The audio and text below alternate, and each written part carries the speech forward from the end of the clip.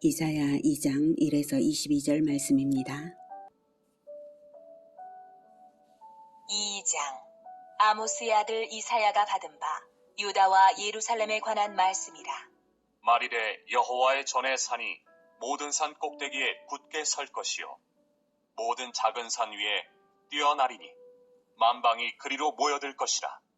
많은 백성이 가며 이르기를 오라, 우리가 여호와의 산에 오르며 야곱의 하나님의 전에 이르자. 그가 그의 길을 우리에게 가르치실 것이라. 우리가 그 길로 행하리라 하리니 이는 율법이 시온에서부터 나올 것이요 여호와의 말씀이 예루살렘에서부터 나올 것임이니라.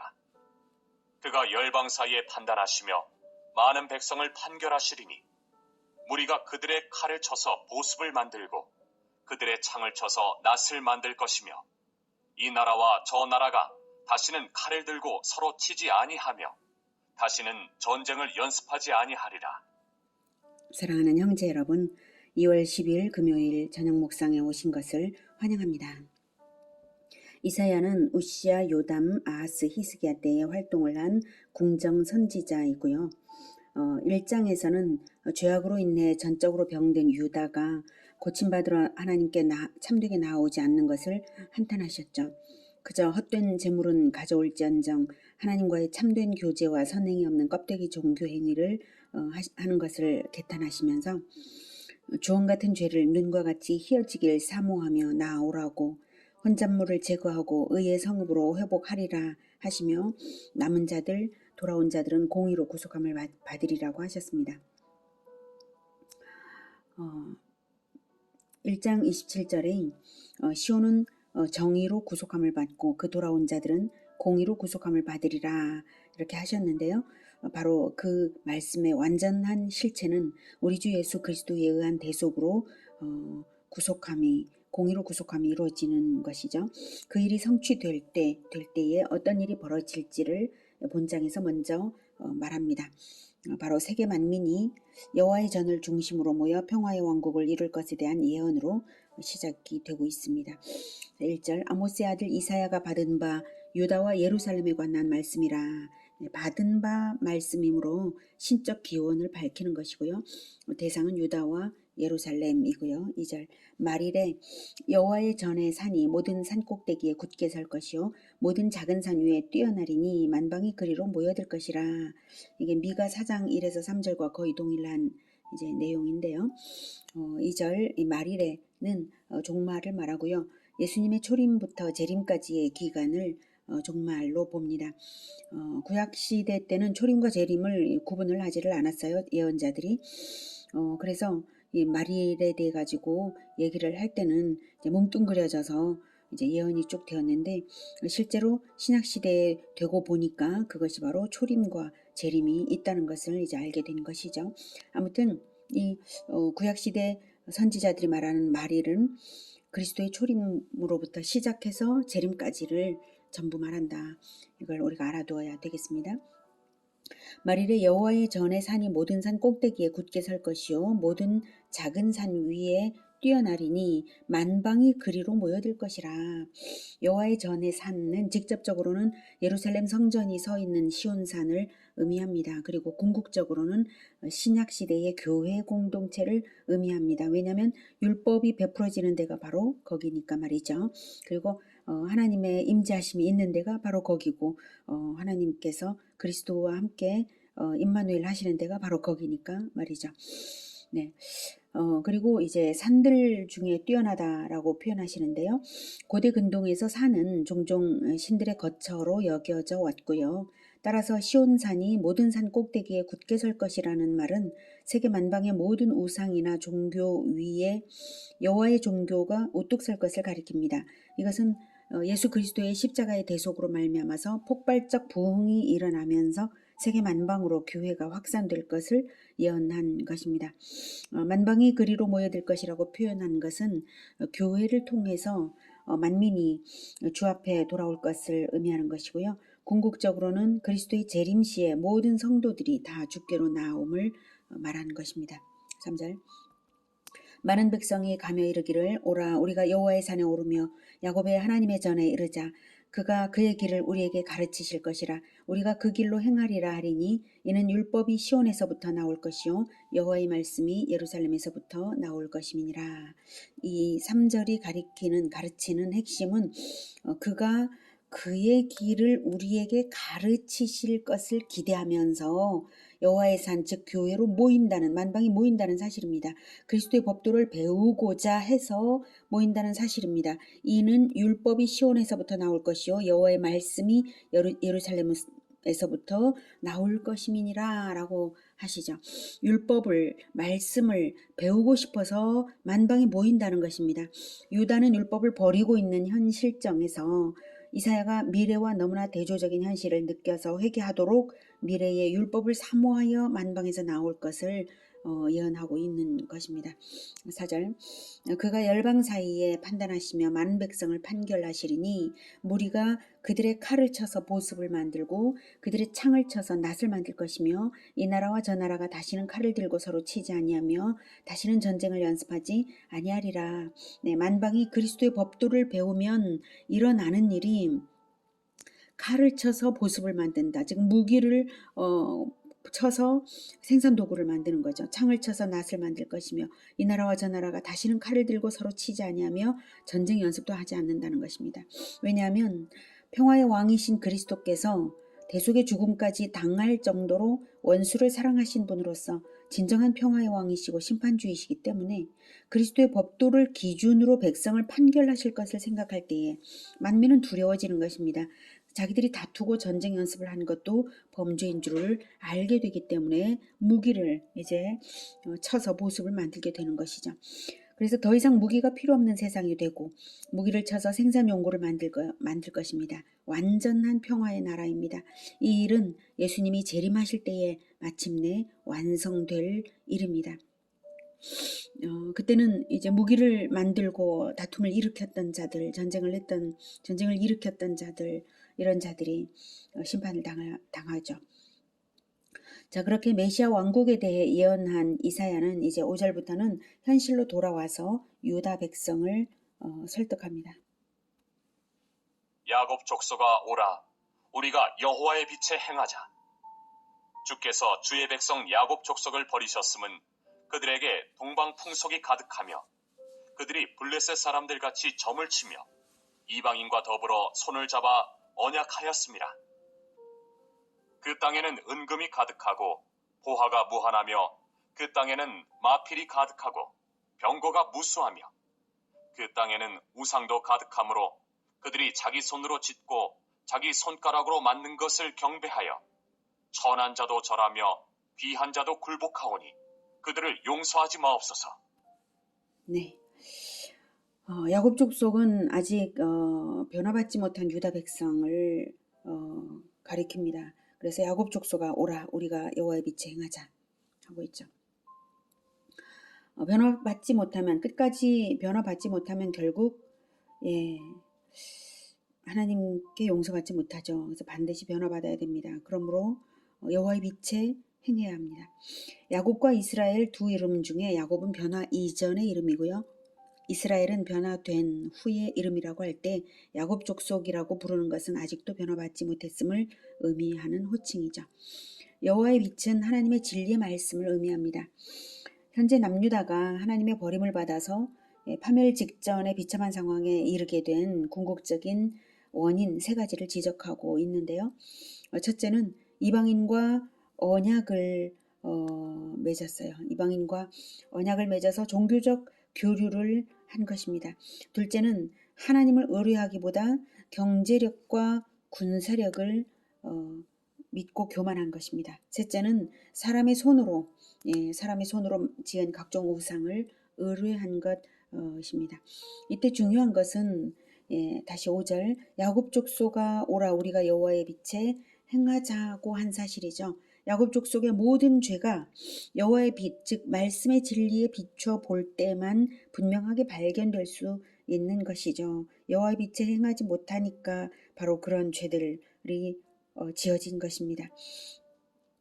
빛에 거하고 있는 이사야는 분명하게 봄으로 이렇게 그들의 죄를 밝혀 말하고 있는 것이고요. 그러니 죄악을 버리고 빛에 행하자 하는 것입니다. 이제 10절부터는 그에 대한 엄중한 심판이 장차 여호와의 날에 있을 것을 예고합니다. 빛에 거하지 않고 이러한 죄들을 계속 지을 때, 자 10절부터 너희는 바위 틈에 들어가며 진토에 숨어 여호와의 위엄과 그 광대하심의 영광을 피하라. 그날에 눈이 높은 자가 낮아지며 교만한 자가 굴복되고 여호와께서 홀로 높임을 받으시리라. 대저 만군의 여호와의 날이 모든 교만한 자와 거만한 자와 자고한 자에게 임하리니 그들이 낮아지리라. 또 레바논의 높고 높은 모든 백향목과 바산의 모든 상수리 나무와 모든 높은 산과 모든 솟아오른 작은 언덕과 모든 높은 망대와 모든 견고한 성벽과 다시스의 모든 배와 모든 아름다운 조각물에 임하리니 그날에 자고한 자는 굴복되며 교만한 자는 낮아지고 여호와께서 홀로 높임을 받으실 것이요 우상들은 온전히 없어질 것이며 사람들이 암혈과 토굴로 들어가서 여호와께서 땅을 진동시키려고 일어나실 때에 그의 위엄과 그 광대하심의 영광을 피할 것이라. 사람이 자기를 위하여 경배하려고 만들었던 은 우상과 금 우상을 그날에 두더지와 박쥐에게 던지고 암혈과 험악한 바위 틈에 들어가서 여호와께서 땅을 진동시키려고 일어나실 때에 그의 위엄과 그 광대하심의 영광을 피하리라. 너희는 인생을 의지하지 말라. 그의 호흡은 코에 있나니 새말 가치가 어디 있느냐. 네, 10절에 너희는 바위 틈에 들어가며 진토에 숨어 여호와의 위엄과 그 광대하심의 영광을 피하라고 하는 이유는 여호와의 위엄과 광대하심의 영광이 회개하지 않는 자들에게는 심판이 될 것이기 때문입니다. 19절에 여호와께서 땅을 진동시키려고 일어나실 때에 위엄과 광대하심의 영광을 피할 것이라. 땅을 진동시키려고 일어나신다는 것이죠. 21절에도 여호와께서 땅을 진동시키려고 일어나실 때 그날 여호와의 날에는 땅이 진동하는 심판의 날이 될 것입니다. 그러므로 문자적으로 바위 틈에 들어가며 진토에 숨으라는 말이 아니라 회개하라는 말씀인데요. 그만큼 두렵다는 거죠. 예, 바위 틈에라도 들어가야 될 만큼, 진토에라도 땅속에라도 숨어야 할 만큼. 네. 궁극적으로는 최후의 심판 날을 의미하고요. 남유다에게는 1차적으로는 아수르와 바벨론이 침략하여서 남유다를 공포로 몰아넣을 그날을 가리킵니다. 실로 하나님은 겸손한 자에게는 복을 주시지만 교만한 자는 대적하시기 때문에 회개하지 않는 한 그 멸망을 면치 못하는 것입니다. 잠언 16장 18절에서는 교만은 패망의 선봉이요 거만한 마음은 넘어짐의 앞잡이라고 말씀하고 있고요. 베드로전서 5장 5절에는 겸손으로 허리를 동이라. 하나님은 교만한 자를 대적하시되 겸손한 자들에게는 은혜를 주시느니라 라고 말씀하셨습니다. 교만한 자, 자고한 자에 대한 심판이 여러 번 반복되며 강조되고 있죠. 그만큼 교만한 죄가 중대한 죄악이기 때문입니다. 13절 14절 또 레바논의 높고 높은 모든 백향목과 바산의 모든 상수리 나무와 모든 높은 산과 모든 솟아오른 작은 언덕과 이렇게 말하고 있는데 남유다의 교만으로 인한 여호와의 심판이 자연에까지 미치고 있음을 보여주고 있는데요. 여기서 레바논의 높고 높은 모든 백향목과 바산의 모든 상수리 나무는 세속적 교만의 상징으로 여기서는 사용이 되었습니다. 또한 실제로도 아수르의 사네립 왕이 남유다를 침략했을 때에 레바논의 진을 치면서 군사적 목적으로 백향목을 베어버림으로써 이 예언은 문자적으로도 성취되었습니다. 15절에 모든 높은 망대와 모든 견고한 성벽은 이제 우시아와 요담이 국방을 견고히 하기 위해서 국토 여러 곳에 망대를 세우고 오벨성을 증축했습니다. 전능하신 여호와만을 의지해야 할 유다가 인위적인 것들을 더 의지하는 태도는 책망받을 만한 것이었죠. 16절에 다시스의 모든 배와 모든 아름다운 조각물의 임말이니 다시스의 배는 상선을 말하고요. 남유다는 우시아 왕 때에 에돔으로부터 탈취한 엘랏을 무역 항구로 만들어서 물질적 번영을 크게 누리게 되었습니다. 아름다운 조각물은 무역을 통해 얻은 예술품이고요. 남유다를 교만하게 하는 자랑거리였습니다. 이러한 물질적 번영은 결과적으로 남유다를 더욱 교만하게 하여서 하나님을 떠나게 하였기에 심판의 원인이 되는 것입니다. 19절에 암멸과 토굴로 들어가고 21절에도 암멸과 험악한 바위 틈에 이제 들어간다고 하는데요. 남유다가 과거 사사 시대에 외적의 침입을 당할 때에 숨어 들어갔던 곳이 바로 그런 곳이었습니다. 그런데 이제는 여호와의 심판을 피하여 숨어 들어가야 할 그런 곳에 숨어 들어가야 할 지경이 되었음을 이사야는 충격적으로 선포하고 있는 것이죠. 심판받을 은금 우상을 애지중지하고 있으니 그것 때문에 심판을 당하게 될 때에 두더지나 박쥐에게 황급하게 던져야 할 것입니다. 22절은 결론이면서 본질을 말해주고 있습니다. 너희는 인생을 의지하지 말라. 그의 호흡은 코에 있나니 샘말가치가 어디 있느냐. 네. 인생들은 호흡을 불어넣으신 하나님만 의지하도록 지어진 의존적 존재입니다. 하나님께서 그 호흡을 끊으실 때는 연기처럼 사라지는 것이죠.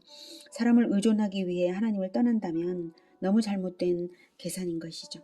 차라리 사람을 의지하지 않기로 결단하고 하나님 편에 설 때에 오히려 하나님의 섭리로 돕는 자들도 오는 것입니다. 이렇게 사람을 의지하고자 하는 태도가 다 여호와의 빛에 거하지 못하기 때문에 생기는 현상입니다. 하나님을 알고 그리스도의 법도를 알수록 하나님을 의지하고 하나님의 방법으로만 살게 되는 것입니다. 사람을 의지하면 사람 눈치를 보고 사람의 시선을 의식합니다.